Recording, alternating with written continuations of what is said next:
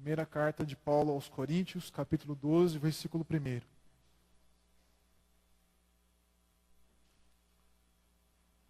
palavra do Senhor diz assim: a respeito dos dons espirituais, não quero, irmãos, que sejais ignorantes.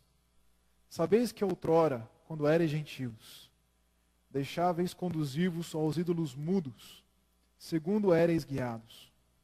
Por isso vos faço compreender que ninguém que fala pelo Espírito de Deus afirma anátema a Jesus ou maldito seja Jesus. Por outro lado, ninguém pode dizer Senhor Jesus, senão pelo Espírito Santo. Ora, os dons são diversos, mas o Espírito é o mesmo.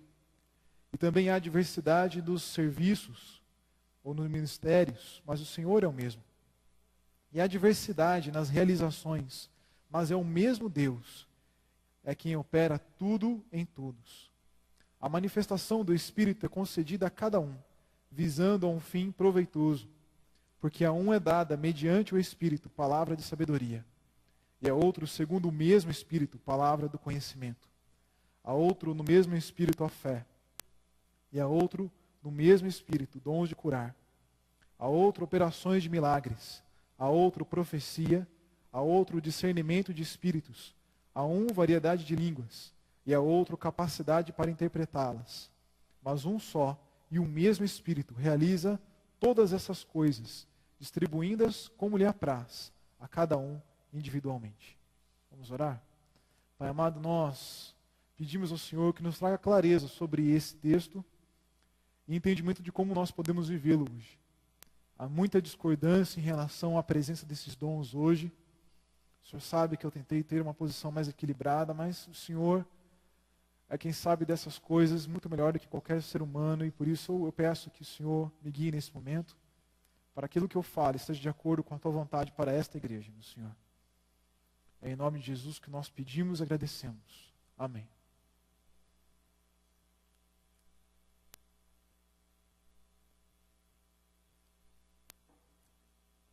Então, seguindo a nossa série, A Grande Família, a segunda parte, nós vamos falar dos capítulos 12 a 14 que falam sobre esses dons.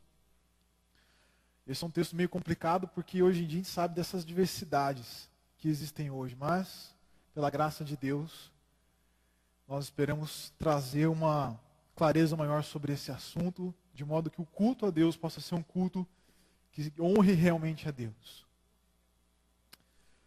E talvez não fosse a melhor coisa, né? Porque tem muita igreja falando sobre a Copa do Mundo. De fato, nós estamos sobre um clima de Copa do Mundo. E as crianças colocam a sua expectativa toda no Neymar, né? Esperando que ele faça um gol, né? E esperando que ele faça alguma coisa.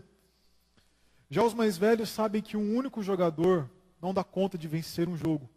O time inteiro precisa jogar junto. Mas se você perguntar para a criança qual é o jogador mais importante do time, ela certamente vai dizer, o atacante. Ele faz os gols, ele garante a vitória. Mas se você perguntar para um homem idoso, ele vai dizer, todos são importantes. É o time inteiro que ganha o jogo, não é só um jogador.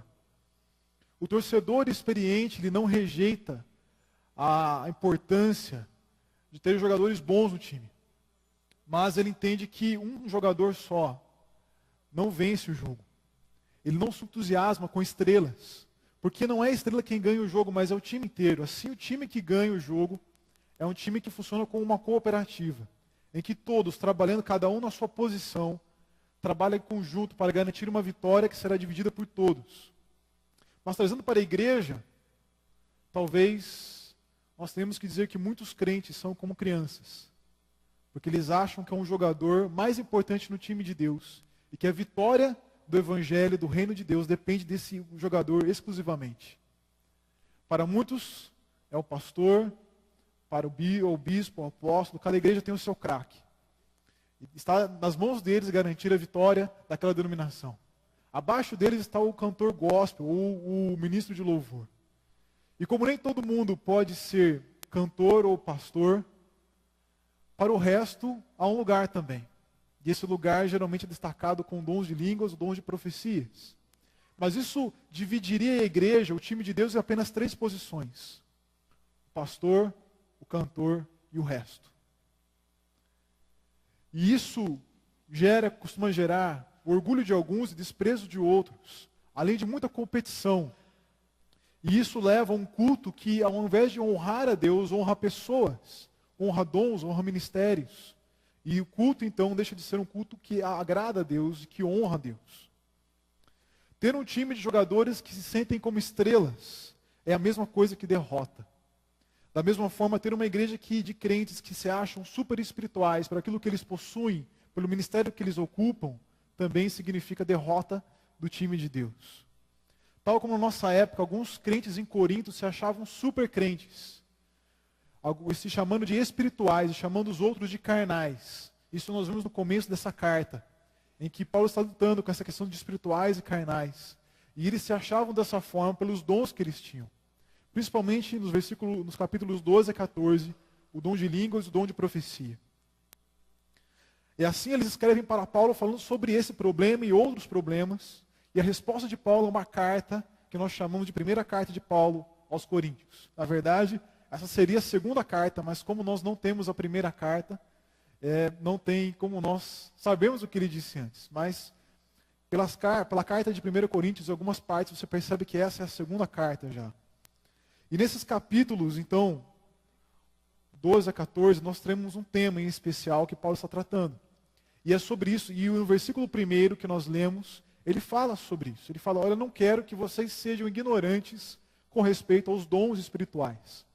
A palavra dons não está aí no texto, no original, mas pelo tema dos capítulos 12 a 14, por toda a forma como Paulo trabalha, a maioria dos estudiosos entende que esse respeito aos dons espirituais eram tantas pessoas que se acham espirituais, embora isso não esteja fora do nosso texto. E nesses capítulos nós começamos a perceber um pouco do problema. Se você ler em casa, e eu acho que seria muito bom que você sempre lesse em casa, antes, o 12 a 14, você vai entender algumas coisas sobre o problema.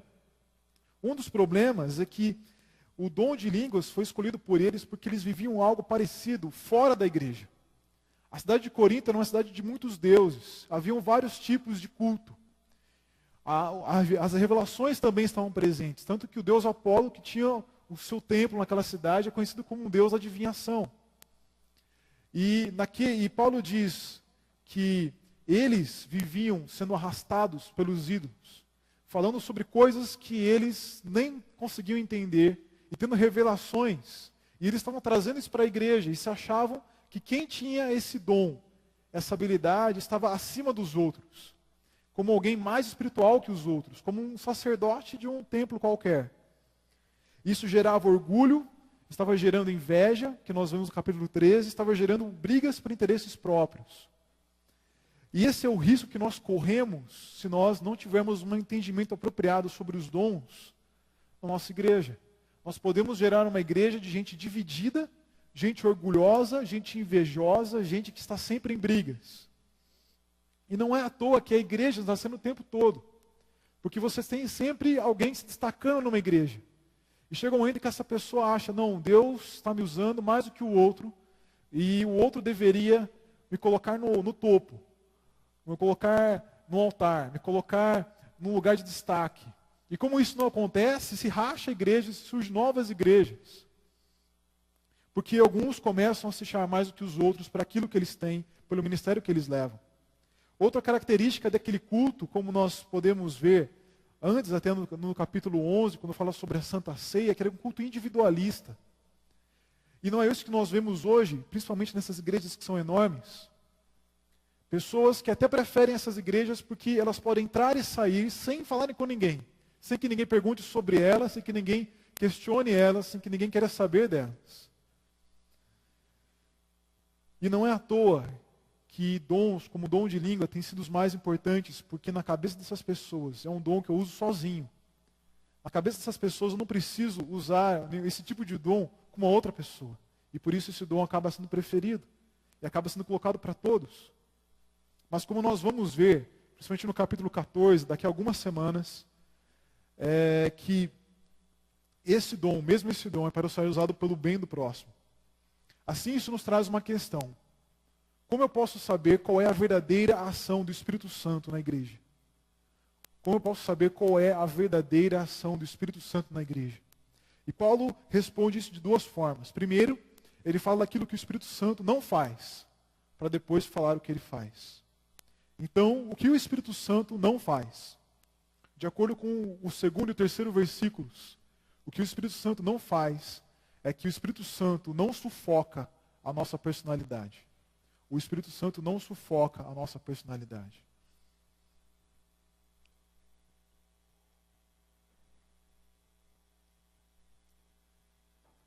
Paulo fala que ele sabe muito bem que antes da conversão deles, eles viviam em ignorância.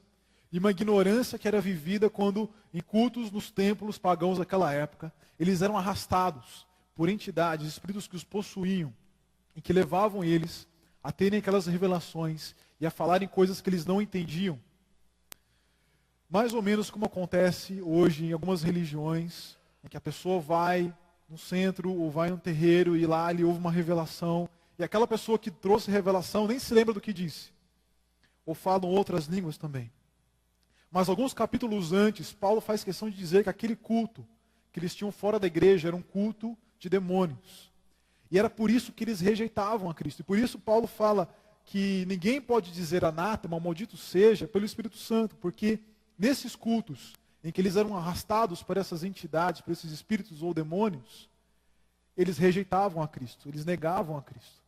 Então ele fala, da mesma forma como alguém não pode dizer maldito seja Jesus Cristo, ou negando a soberania de Cristo, isso não pode acontecer por alguém movido pelo Espírito Santo. Da mesma forma também, ninguém pode dizer que Jesus Cristo é Senhor, e reconhecer que Jesus Cristo é o nosso Senhor, senão pelo Espírito Santo.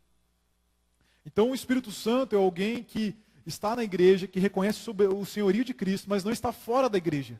Porque fora da igreja, mesmo hoje, as pessoas podem até falar de Jesus, mas nunca como Deus, nem como nosso Salvador, nem como nosso Senhor. Podem falar de um mestre espiritual, podem falar de um exemplo para nós, mas não de Senhor, não de um Deus que morreu na cruz por nós, para trazer o perdão dos pecados para nós.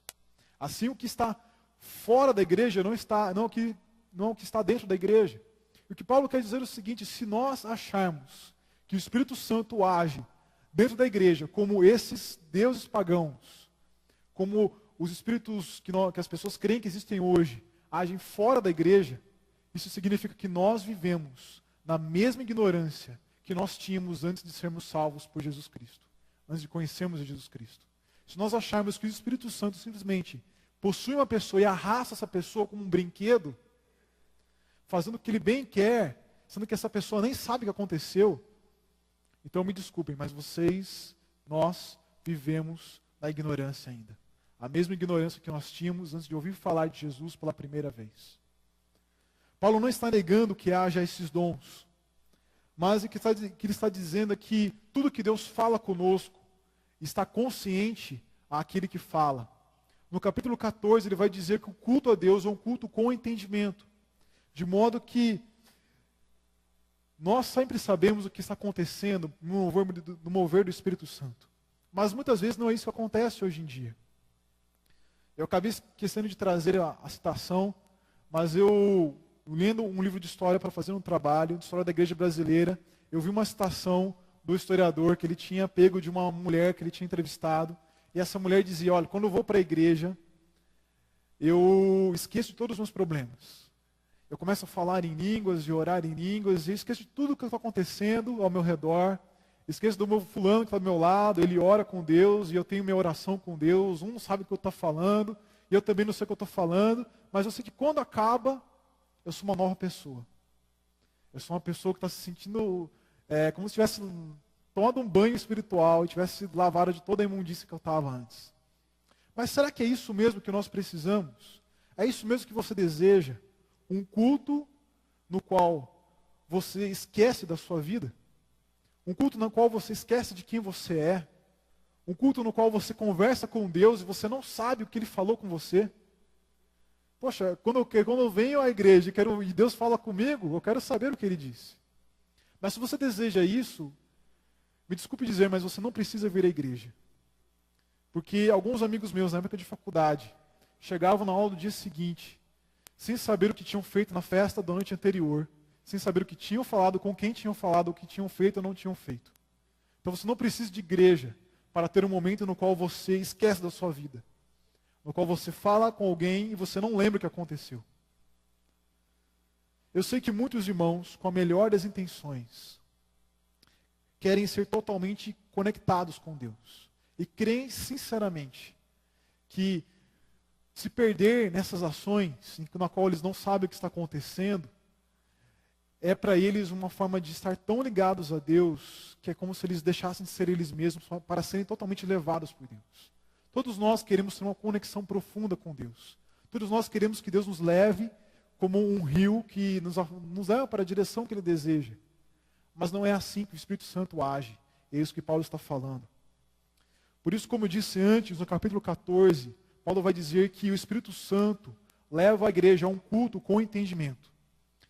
Isso quer dizer que ele não sufoca o nosso entendimento, e isso quer dizer também que ele não sufoca a nossa personalidade. Se você for a um terreiro, por exemplo, as pessoas que estudam ou que conhecem, que frequentam, sabem muito bem que tipo de entidade está em tal momento. Elas sabem muito bem reconhecer a diferença entre um preto velho, uma pombagira ou qualquer coisa que seja. Porque sempre age do mesmo jeito. Isso quer dizer que sufocam a personalidade de quem está sendo possuído. Mas quando o Espírito Santo nos enche, nós não somos sufocados como pessoas. Nós somos capacitados para fazer a vontade de Deus, para o bem do povo de Deus. Isso quer dizer que você não vai ver o pastor Tiago, por exemplo, pregando uma coisa e depois você pergunta para ele: nossa, pastor, aquela parte foi boa que você falou, e ele nem lembra o que ele falou. Porque o Espírito Santo usa as pessoas sem sufocar a sua personalidade. Isso quer dizer também que o Espírito Santo produz diversidade também. Ele aceita a diversidade no meio do culto. Nós não somos uma igreja de pessoas que são como uma franquia, em que todos se vestem do mesmo jeito, falam do mesmo jeito, cantam do mesmo jeito, com os mesmos estilos musicais e fazem tudo do mesmo jeito. Isso seria uma franquia, não seria uma igreja do Espírito Santo. Porque o Espírito Santo age sem sufocar a nossa personalidade. Então que cada um possa, então, servir a Deus com aquilo que Deus nos dá, do seu próprio jeito. Tendo sempre ordem, decência e sempre visando o bem do outro. Sempre de acordo com aquilo que a palavra de Deus diz que é o nosso crivo, que é a nossa peneira, para a gente saber se nós estamos seguindo o caminho certo ou seguindo o caminho errado. Mas que nós aprendamos que há pessoas diversas, de estilos diversos, e que nós podemos servir a Deus do nosso próprio jeito. Você tem que copiar alguém. É muita infelicidade nós acharmos que precisamos copiar outras pessoas. Seja no modo como nós cantamos, seja no modo como nós tocamos, seja no modo como nós pregamos ou fazemos qualquer coisa. Porque Deus deseja essa diversidade. Quando você olha o livro de Apocalipse, você vê Deus reunindo um povo de Deus. Um povo de diversas línguas, tribos e nações, cada um com a sua cultura. E seria muito estranho se todos tivessem que cultuar a Deus do mesmo jeito. Se o brasileiro tivesse que cultuar do mesmo jeito que o japonês, ou o australiano do mesmo jeito que o esquimó, não faria o menor sentido isso. Deus deseja a diversidade. A mesma diversidade que nós vemos na Copa do Mundo, com cada um, com as suas cores, com o seu estilo, Deus deseja ver na igreja também. Porque o Espírito Santo não sufoca a nossa personalidade. Bom, isso é o que o Espírito Santo não faz. Mas o que ele faz? Nos versículos 4 até o versículo 11, nós vemos que o mesmo Espírito Santo dá dons diferentes para pessoas iguais em importância, visando o bem de todos. O mesmo Espírito Santo dá dons diferentes para pessoas iguais em importância, visando o bem de todos.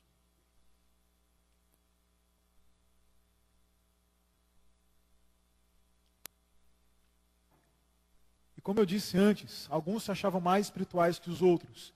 Isso estava levando ao orgulho de uns, desprezo em relação a outros, e a inveja daqueles que achavam que não tinham esses dons.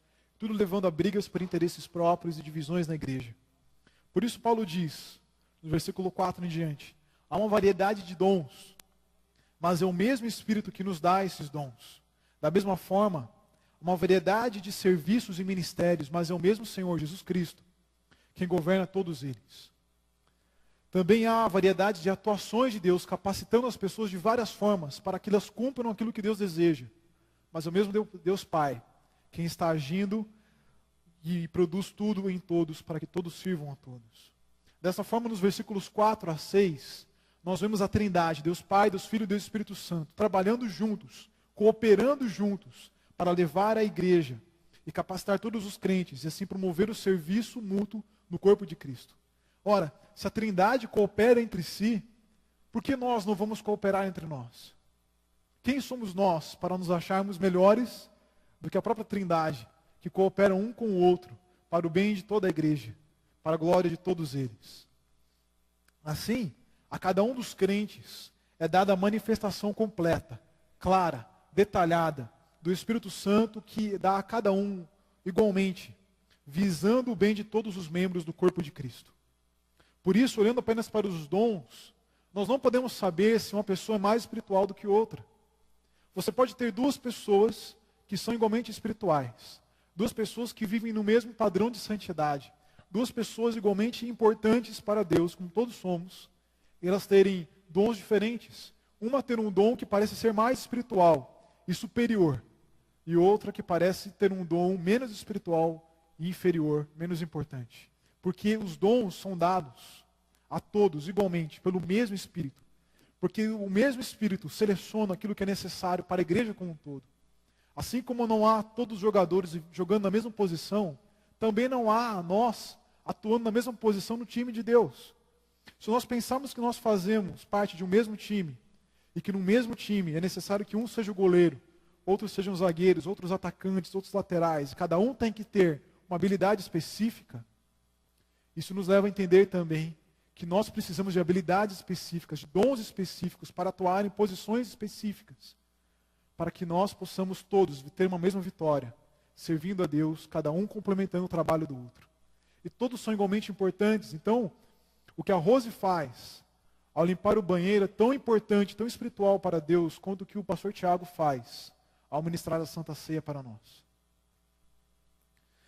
Por isso não faz sentido essa ideia de que todos devem falar em línguas, todos devem profetizar, todos devem ter o mesmo dom, porque isso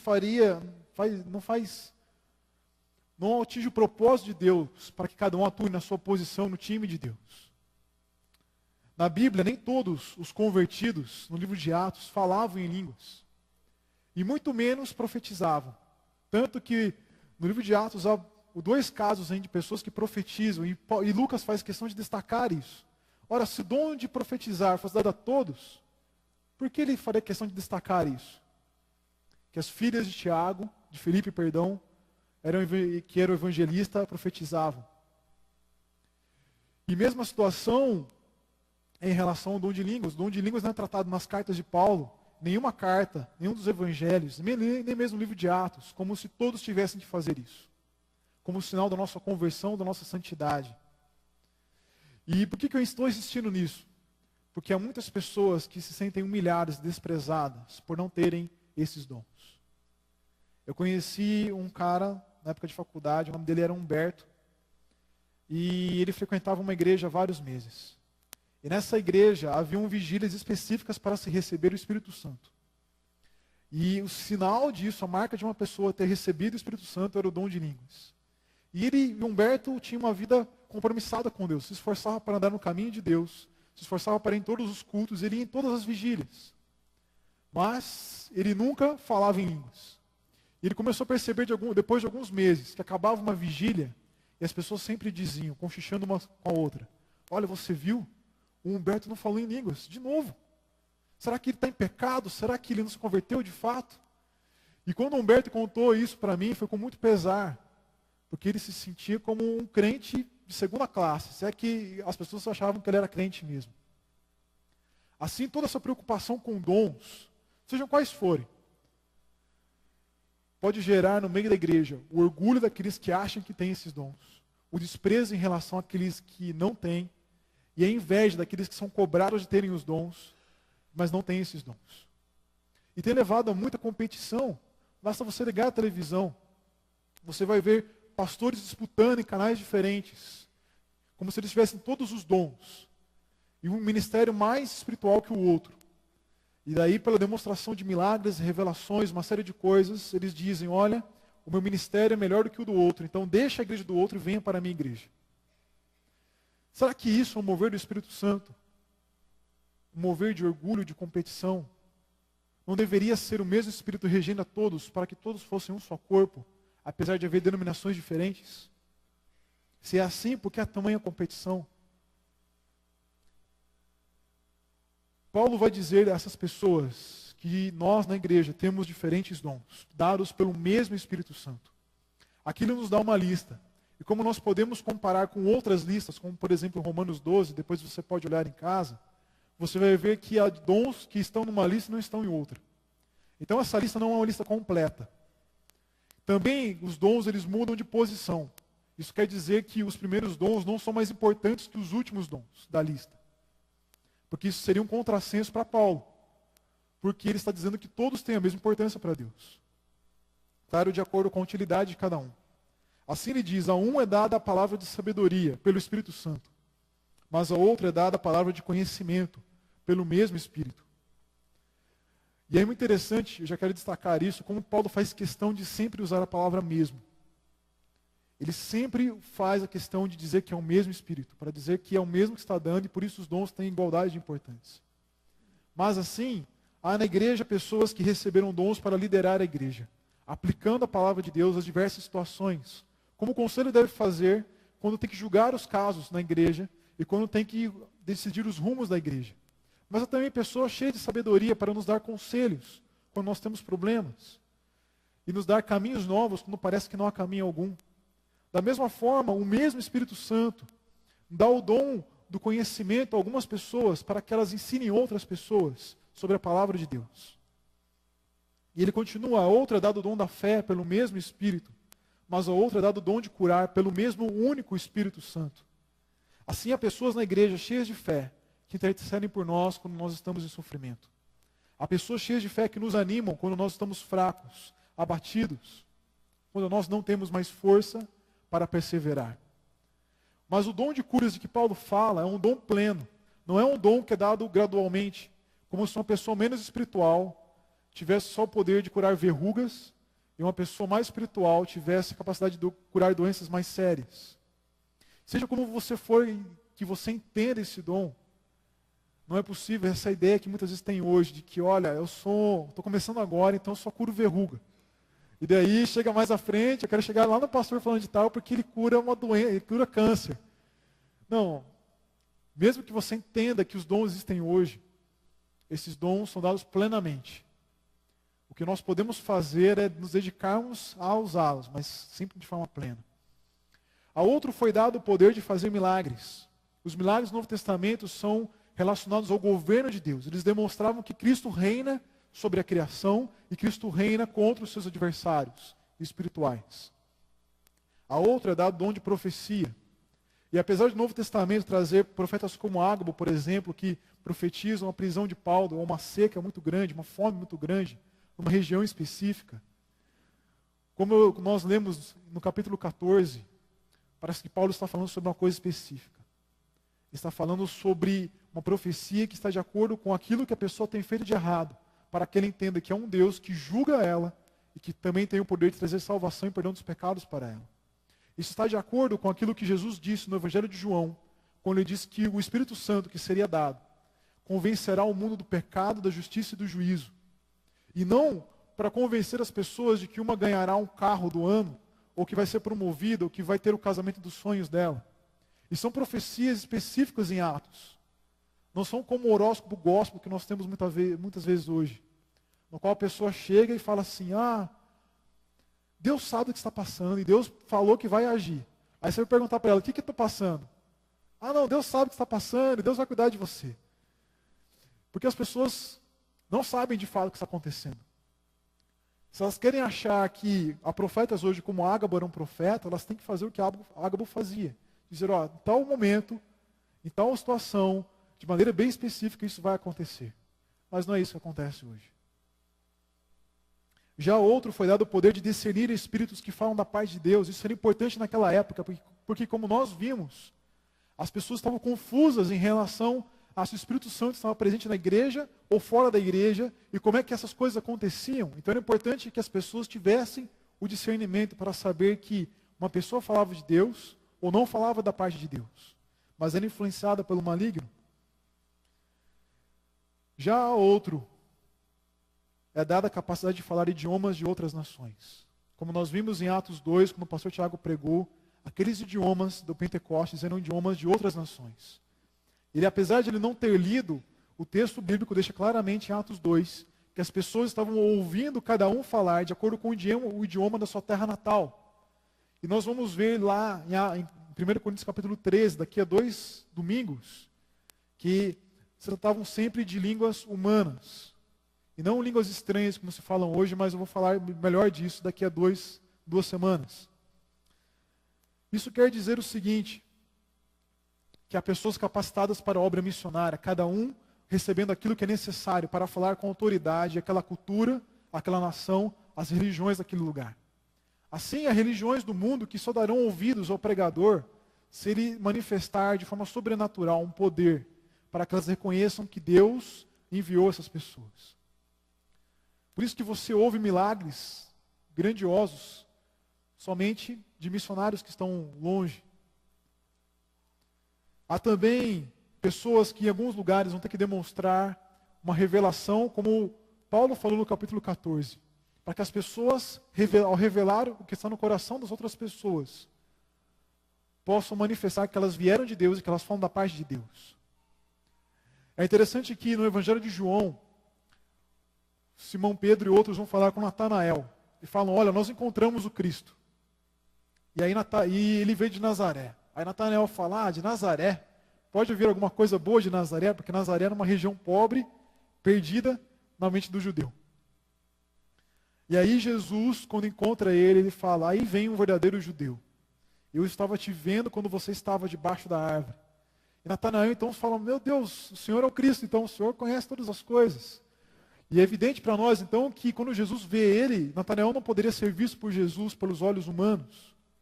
E assim, ao ver essa revelação de que ele estava lá, ele creu em Jesus. Mas talvez em outros lugares isso não seja necessário. Assim como em alguns lugares é necessário que alguém consiga falar línguas que ele não tem como aprender rapidamente, ou traduzir a palavra de Deus para outros idiomas. E é um exemplo muito interessante de um sapateiro pobre chamado William Carey. E William Carey sempre sonhava em ser missionário. E ele vai para a Índia, uma pessoa quase sem instrução, e com uma facilidade incomum, William Carey estudou e aprendeu mais de 40 línguas e dialetos da Índia, para traduzir a palavra de Deus. E eu li uma vez a rotina dele, é uma coisa absurda assim. Ele começava, durante 1 hora, estudar e traduzir a Bíblia para o sânscrito. Depois, mais 1 hora, transcrevendo a Bíblia para outra língua. E ele, acho que passava por umas 8 línguas durante o dia, assim. Um cara pobre que não tinha condições, tinha que trabalhar, tinha que pregar e estudar as línguas ainda. Como ele fez isso? Porque Deus o abençoou. Não quer dizer que ele recebeu as coisas sem nenhum estudo, mas comparado com qualquer outra pessoa, ele teve uma facilidade absurda, incomum, de aprender essas coisas. Mas vamos pensar, será que na nossa cultura hoje, tão racional, é preciso essas coisas? Será que numa cultura onde todos falam a mesma língua, onde vocês têm escolas de língua para tudo quanto é canto, será que é preciso isso? Vamos pensar, por exemplo, naquilo que Paulo fala no capítulo 1 dessa carta, depois você pode ler. A partir do versículo 18, ele fala: olha, os judeus procuravam sinais, e esses sinais eram milagres. Mas nós pregamos o evangelho da cruz de Cristo, coisa que eles acham um escândalo. Porque Deus decidiu não se revelar às pessoas por milagres e sinais, mas pelo evangelho. Decidiu salvar pessoas não por milagres, mas pelo evangelho. E se você pensar no ministério de Jesus Cristo, quem fez mais milagres do que ele? O tempo todo curando, ressuscitando mortos, acalmando tempestade. E isso não impediu as pessoas de não crerem nele, crucificarem ele. Então, os milagres, sem o evangelho, não levam as pessoas à salvação. Mas o evangelho, sem esses milagres, sem essas coisas, leva as pessoas à salvação. E eu vou deixar para falar melhor disso no final, mas nós precisamos entender que a grande questão sobre se há dons hoje ou não há, e que forma esses dons estão hoje, não pode ser extraído da Bíblia, porque a Bíblia fica quieta em relação a isso, mas extraída através da história. E ao longo da história nós tivemos poucos ministérios em que as pessoas faziam muitos milagres, mas nós sempre tivemos o Evangelho. O Evangelho foi sempre tão eficaz, sem mais nada, que nós estamos aqui hoje, porque cremos no Evangelho. Bom, Paulo finaliza no versículo 11, afirmando que é sempre um e mesmo Espírito Santo que age, distribuindo os dons como ele deseja a cada crente. Isso nos mostra que o Espírito Santo tem autonomia para dar a quem ele quer os dons que ele quer. E é ele que decide que vai dar. Então isso quer dizer que os dons não são dados porque uma pessoa merece, porque uma pessoa mais santa que a outra, está num nível espiritual maior do que a outra, mas porque ele entende que nós, como igreja, precisamos de alguma coisa e não de outra. E que todos nós temos que servir uns aos outros na igreja. E o Espírito Santo sempre age de acordo com Deus Pai e Deus Filho. Isso quer dizer que nós somos capacitados e governados pelo Deus Pai, Deus Filho e Deus Espírito Santo para edificarmos o corpo de Cristo, segundo a vontade de Deus. Como eu disse hoje na classe da escola dominical, eu acho que foi hoje que eu disse, o versículo 8 a 10 usa sempre uma palavra outro. Ah não, eu confundi com o texto, eu disse outra coisa. Mas aqui a palavra usada nos versículos 8 a 10 é a palavra outro.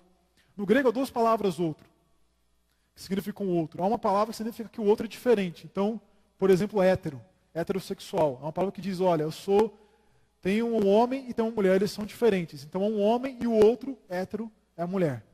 Mas outra palavra quer dizer que os dois são da mesma categoria.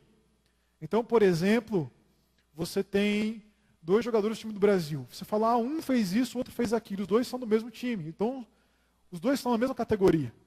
E é essa palavra que Paulo usa aqui, o tempo todo. Às vezes ele usa o hétero, mas a palavra predominante é aquela palavra que tem a mesma ideia de alguém que é igual a mim. O que isso quer dizer? Que nós temos diferentes dons, diferentes ministérios. Nós estamos na mesma categoria, na mesma classificação, no mesmo padrão de igualdade aos olhos de Deus. Então não há alguém que é mais importante do que o outro pelos dons que possui. O pastor Tiago não é mais importante do que ninguém aqui.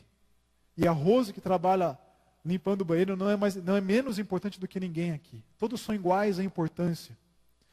Mas a cada um é dado diferentes dons, assim como cada um recebe no time uma posição diferente de acordo com as suas habilidades, para que todos cooperem, trabalhem juntos para alcançar a vitória. E quando nós não fazemos isso, o time perde. Ou se não perde, joga com um desempenho muito abaixo daquilo que deveria ser. E eu vou me arriscar a fazer uma coisa aqui. Vou me arriscar, uma porque eu não entendo muito de futebol, o pessoal sabe disso, e outra porque sempre é um assunto complicado.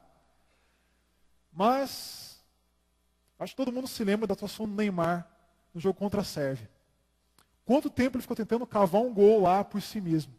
Às vezes você olhava para ele, mas por que o cara não tocou para o outro que estava bem colocado? Porque ele queria fazer um gol ele mesmo. Até o comentarista lá do jogo lá falou, o Neymar não conseguiu fazer um gol porque ele estava jogando sozinho. Mas se você lembrar da Copa das Confederações, o que você tinha era um time que estava jogando muito mais como um time do que nós vemos algumas vezes. Esse time que venceu. E ninguém duvida da contribuição do Neymar naquele time. O que eu quero trazer para nós é o seguinte: ninguém precisa ver cada um de nós, se destacando em alguma coisa. Mas quando as pessoas olham de fora e veem uma igreja que joga cooperando junta, quando Deus vê isso, então nós temos um rendimento muito maior do que nós teríamos se cada um jogasse como estrela, sozinho, sem se importar com o outro. Portanto, que nós entendamos que claramente nesse texto Deus está gerando uma interdependência, uma dependência de uns em relação aos outros, ao dar dons que uns têm e os outros não têm, para que todos precisem de todos. Assim não há um pastor, não há um líder espiritual que tem todos os dons e que não precisa de ninguém. Mas um tem os dons, outros têm outros dons, outros têm outros dons, para que todos precisemos de todos, e do serviço de todos. Assim, pelo serviço de todos, o corpo cresce e edifica-se a si mesmo, como nós lemos naquela parte da carta dos Efésios, aos Efésios. Por outro lado, nós temos que tomar cuidado com a dependência excessiva de algumas pessoas. Há pessoas que não tentam nem pensar sobre o que devem fazer na sua vida. Não leem a palavra de Deus, não tiram a verdade de Deus para a sua vida. Mas há pessoas que simplesmente, quando tem um problema, vão procurar um pastor ou um profeta da igreja e dizem: o que eu tenho que fazer? E essa pessoa diz para ele, ele vai para casa e faz aquilo. Isso é um jeito de se alienar, de tirar toda a responsabilidade dos nossos ombros e colocar sobre os ombros de outra pessoa. Nós devemos sim procurar conselhos, mas nós temos que ser pessoas que procuram na palavra de Deus a resposta para os nossos próprios problemas. E confiar que Deus fala a nós e que nós somos obedientes à palavra de Deus, ao invés de sermos obedientes a pessoas que nós colocamos como gurus espirituais na nossa vida. Bom, diante de tudo que eu falei, fica uma pergunta. E as igrejas que não têm pessoas dedicadas ao ministério de cura, de milagres ou de revelações? Como é que fica? E eu queria responder isso trazendo para a nossa realidade aqui dessa igreja. Quem se lembra da Giane aqui? Giane, esposa do Edgar, que agora está lá na Bahia. Algumas pessoas se lembram. Vocês se lembram que a irmã da Giane ficou com câncer, uma época? E nós oramos lá na casa da Cleusa, toda quarta-feira, por essa pessoa.